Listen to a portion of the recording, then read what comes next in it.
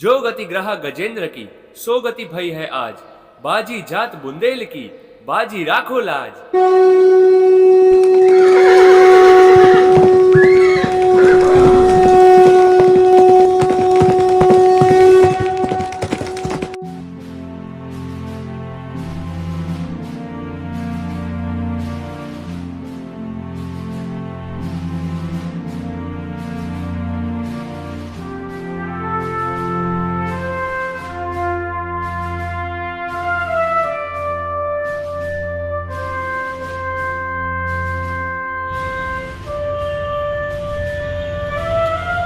शनिवार वाड़ा एक ऐसी जगह जो कि साक्षी है पेशवा बाजीराव बल्लाळ की वीरता का, जिन्होंने 20 साल के अंतर में 40 लड़ाइयाँ लड़ी और एक भी नहीं हारे।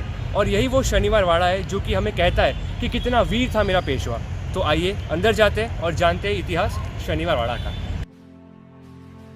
अंदर जाने से पहले चलिए नमन करते उस वीर योद्धा को जिसके कारण मुगलों का भारत काबिज करने का सपना सिर्फ सपना ही रह गया।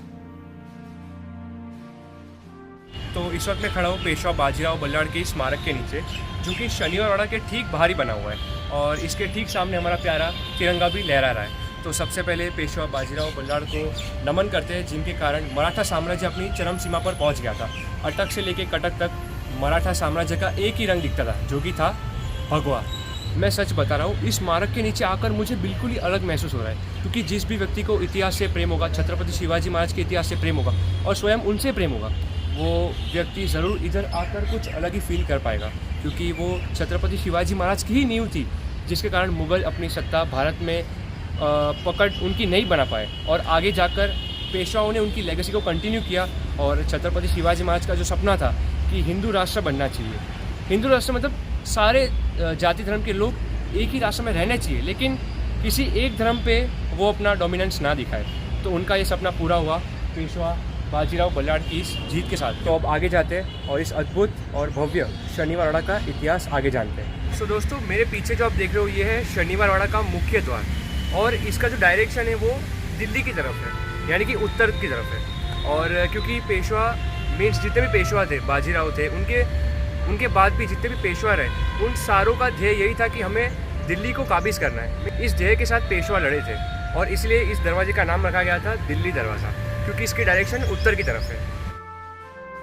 300 साल पहले बना हुआ ये लकड़ी का दरवाजा आज भी वही भक्कम स्थिति में खड़ा है, जिसके ऊपर ये 12-12 इंच की लोहे की कीलें लगाई गई है ताकि दुश्मनों के हाथी इसे तोड़ ना पाए।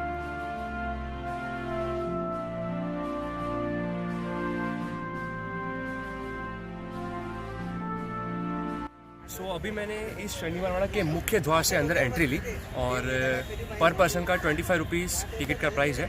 और अभी ये पीछे जो आप देख रहे हो ये शनिवार वाड़ा का मेन ये पैलेस है, जहाँ पर पेशवाओं का वाड़ा हुआ करता था। अभी तो हम ये सिर्फ इसके अवशेष बचे, यानी कि उस टाइम पे जो भी निशान कुछ बच जाते वो है।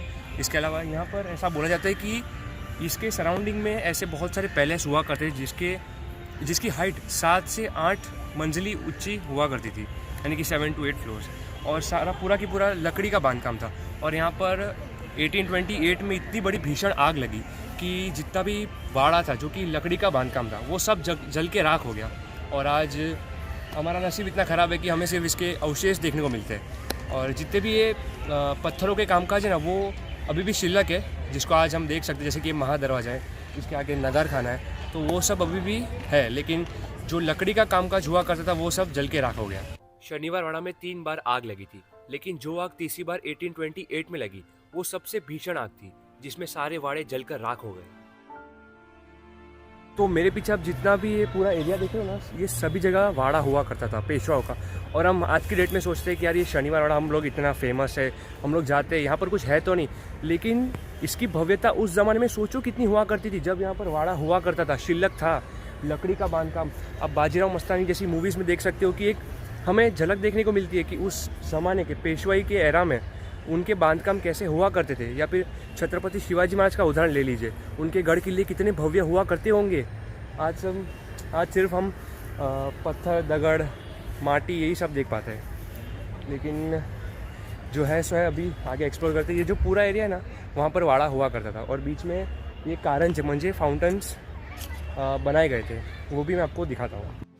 शनिवार वाड़े की शोभा को और बढ़ाने के लिए जगह जगह पर फाउंटेन्स बनाए गए थे, जिसको मराठी में कारंजा बोला जाता है। अभी मेरे पीछे आप जो देख रहे हो इसे बोलते हैं मराठी में कारंजा म्हणजे फाउंटेन, और इसका नाम है हजारी कारंजा। यानी कि इसमें से उस ज़माने में पेशवाई की एरा में एक साथ 1000 फाउंटेन्स की धाराएं निकलती थी। और यहाँ पर इस कारंजे को सवाई माधवराव, जो कि सातवें पेशवा थे, उन्होंने अपने लिए बनवाया था फाउंटेन को। और उनकी अनफॉर्चुनेट डेथ कैसे हुई मैं आपको बताता हूँ। कि इमेजिन करो कि यहाँ पे ये बड़ा सा वाड़ा है, जो जितने भी आप अवशेष देख रहे हो ये पीछे, इमेजिन करो यहाँ पे एक बड़ा सा वाड़ा है, और उनकी डेथ ऐसे हुई कि वो वाड़े के ऊपर से या कैसे एक्सीडेंट हुआ किसी को भी नहीं पता, कि वो इस फाउंटेन के ऊपर गिर गए। यानी कि इस सहस्त्रधारा में जो बोला हजारी कारंजे के ऊपर गिर गए और उनकी डेथ हो गई, जो कि पेशवाई के सातवें पेशवा थे। इसके मेन एरिया में आप एंट्रेंस लेते ही आपको ऐसे बहुत सारे अवशेष देखने को मिलेंगे, तो आप कंफ्यूज हो जाओगे कि यार इतने सारे अवशेष किस बात के। लेकिन यहाँ पे अलग अलग पेशवा के अलग अलग वाड़े हुआ करते थे, जैसे कि बाजीराव बल्लाड़ हो गए, सवाई माधवराव हो गए, फिर सदाशिवराव भाव हो गए। वैसे अलग अलग पेशवाओं के वाड़े यहाँ पर हुआ करते थे, जो कि अनफॉर्चुनेटली जलाए गए या जल गए। इसका रीज़न जो कि इसमें तीसरी भीषण आग लगी, उसका रीज़न किसी को भी नहीं पता।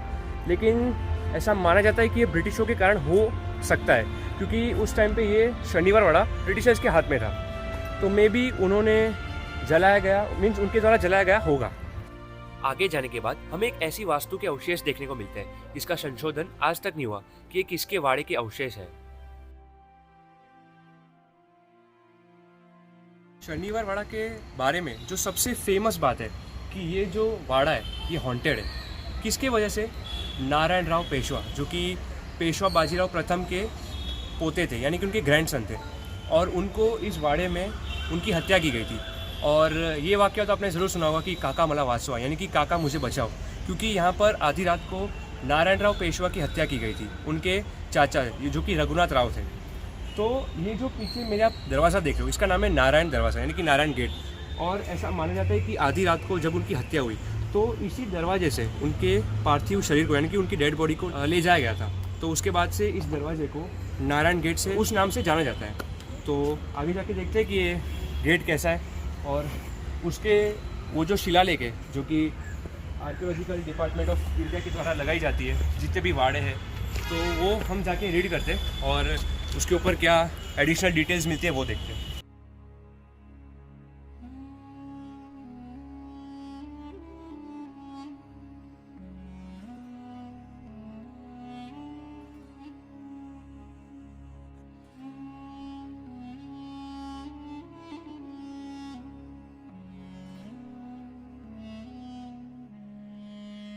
तो यही है वो गेट जिसका नाम है नारायण दरवाजा। यहीं से ऐसा माना जाता है कि नारायण राव पेशवा के पार्थिव शरीर को यहीं से ले जाया गया था।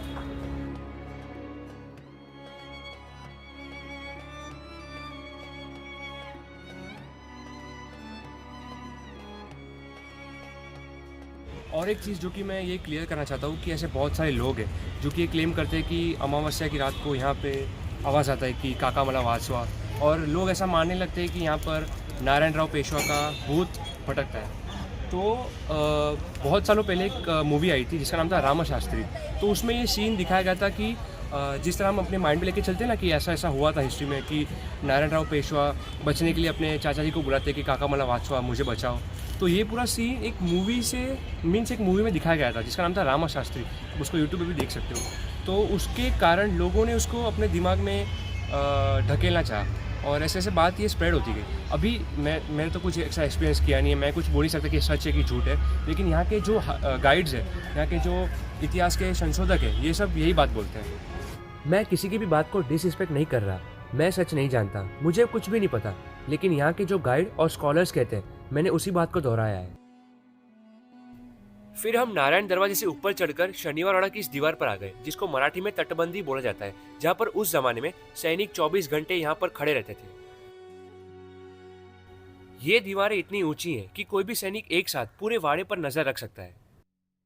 और एक इंटरेस्टिंग बात कि हम लोग ये शनिवार वाड़ा की तटबंदी जो होती है दीवार, जहाँ पर सैनिक 24 घंटा पहरा लगा के, यानी कि सिक्योरिटी के लिए घुमा करते थे, तो हम लोग उस पर चल रहे थे। और इसके ठीक पीछे लाल महल भी दिखता है, यानी कि इसके ठीक बाजू में ही है जहाँ पर छत्रपति शिवाजी महाराज ने अपना बालपन गुजारा था। और जहाँ पर उन्होंने सर्जिकल स्ट्राइक करके शाइस्ता खान की उंगलियाँ छाट दी थी, यानी कि काट दी थी, और वो भाग गया था। तो इस जगह से हम लोग क्लियरली ये देख सकते हैं कि यहाँ पर जितने भी अवशेष हैं वाड़े के, तो जितने भी वाड़े के अवशेष आप इसको क्लियरली एक साथ देख सकते हो। ये जैसे कि यहाँ पर ये जो डीप वाला स्टेपर है, यानी कि विहीर बोलते हैं मराठी में इसको, वो दिखती है। और यहाँ पे भी एक वाड़ा था। ये सब जितने भी आप देख रहे हो, अवशेष देख रहे हो, ये सब वाड़े थे जो कि पेशवाओं के हुआ करते थे, अलग अलग पेशवाओं के हुआ करते थे। तो आप ये एक साथ इसको देख सकते हो।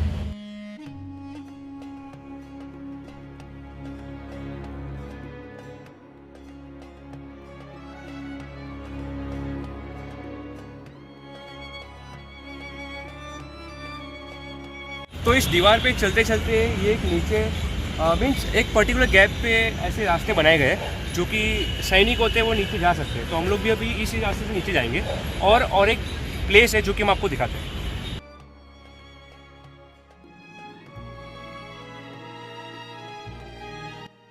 अब इसका बांधकाम भी देख सकते हो कि आज तक कितना भक्कम है, यानी कि ये इसको 250-300 साल हो गए पेशवाई के एरा को, और आज भी ये दीवारें, ये तटबंदी कितने सज्ज तरीके से खड़ी है।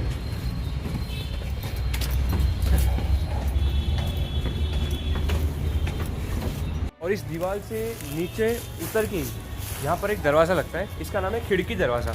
तो ऐसे शनिवारवाड़ा में ऐसे बहुत सारे दरवाजे बनाए गए हैं, अलग अलग एंट्री पॉइंट्स। और अब तो फिलहाल इसके पीछे मेन रोड है पुणे सिटी का।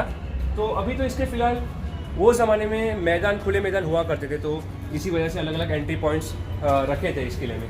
अभी तो इसका कुछ यूज़ नहीं है, इसलिए इसको इन सब दरवाज़ों को बंद करके रखा हुआ है। फिलहाल मेन गेट तो एक ही है। तो खिड़की दरवाजे के ठीक बाजू में ये रंग महल बनाया हुआ है, जो कि पेशवाई के एरा में यहाँ पर गणेश उत्सव हुआ करता था, यानी कि गणेश चतुर्थी का सेलिब्रेशन, तो वो इसी जगह पर हुआ करता था।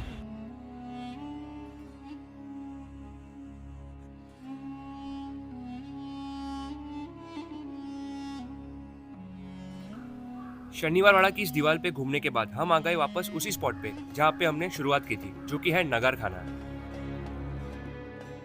जब शनिवारवाड़ा में 1828 में भीषण आग लगी तो सिर्फ एक ही जगह बची थी जहाँ पर उसकी आग नहीं पहुँच सकी, जो कि है ये नगर खाना, जहाँ से हमने एंट्री ली थी। यानी कि इसके ठीक पीछे यहाँ का मुख्य द्वार है, जिसका नाम है दिल्ली दरवाज़ा। तो अभी इसके ऊपर जाते हैं। यहाँ पर ऊपर आप देख सकते हो कि यहाँ का जितना भी लकड़ी वाला काम है वो अभी भी शिल्लक है, यानी कि वो अभी भी हम देख सकते हैं। तो अभी इसके ऊपर जाते हैं और इसके ऊपर से ये पूरे वाड़े का, शनिवारवाड़े का पूरा व्यू एंजॉय करते हैं। चलो।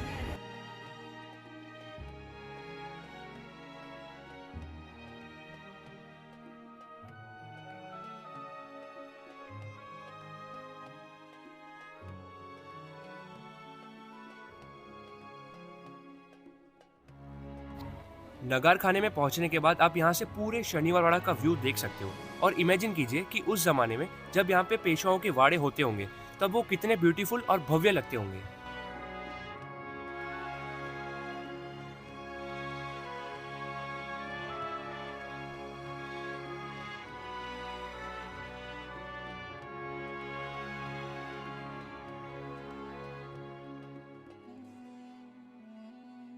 तो अभी मैं ऊपर आ गया हूँ, यानी कि नगार खाने में आ गया हूँ, और शनिवारवाड़ा की एक ही मात्र जगह है जहाँ तक आग नहीं पहुँची थी। तो इसीलिए जितना भी लकड़ी का वर्क है वो अभी तक शिल्लक है। तो हम आगे भी देखते हैं, चलिए।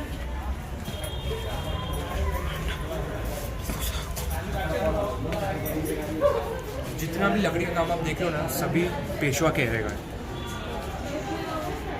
देख सकते हो कितना अभी तक भक्कम काम काज है। ये देखो, प्योर वुड है, क्योंकि इधर तक आग पहुंची ही नहीं थी, इसीलिए बच गया। नगार खाने के दूसरी साइड से आप पेशवा बाजीराव जी की प्रतिमा और यहाँ का एंट्री पॉइंट भी देख सकते हो।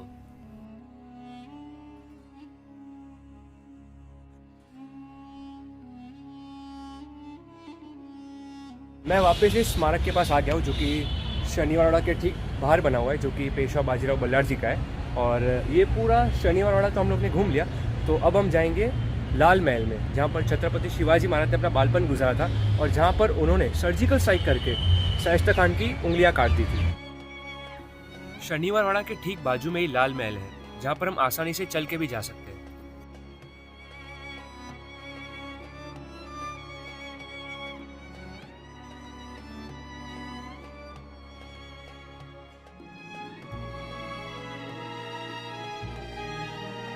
तो तो अब मैं आ गया हूँ शनिवारवाड़ा के ठीक साइड में इस लाल महल के पास, जहाँ पर छत्रपति शिवाजी महाराज ने अपना बालपन भी गुजारा था और उन्होंने जब आधी रात को घुसकर सर्जिकल स्ट्राइक करके शाइस्ता खान की 3 उंगलियाँ काट दी थी और शाइस्ता खान को आधी रात में डर कर भागना पड़ा था। तो चलिए अब इसके अंदर जाते हैं और देखते हैं कि लाल महल कैसा है।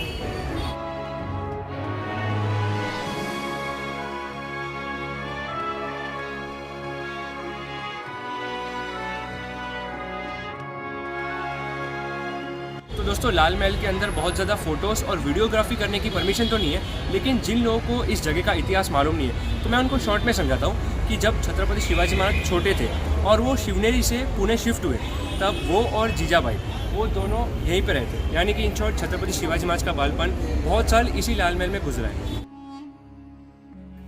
और जब शाइस्ता खान अपनी 1 लाख की सेना लेकर पुणे में आया तो वो इसी लाल महल में रहने लगा। तो छत्रपति शिवाजी महाराज ने उसको सबक सिखाने के लिए आधी रात को सर्जिकल स्ट्राइक की और अंदर घुसते ही शिवराय और मराठों ने मारकाट करनी शुरू कर दी।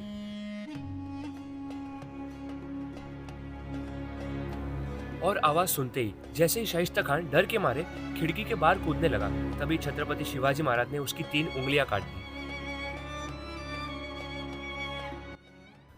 और आज जो हम लाल महल देखते हैं वो सिर्फ एक प्रतिकृति है पहले वाले लाल महल की, जो कि पूरी तरह उद्ध्वस्त हो गया था। फिर पुणे की गवर्नमेंट ने वापस इसका जीर्णोद्धार किया। तो आज का हमारा ये शनिवार वाड़ा और लाल महल का ऐतिहासिक वीडियो कैसा रहा वो कमेंट सेक्शन में जरूर बताना।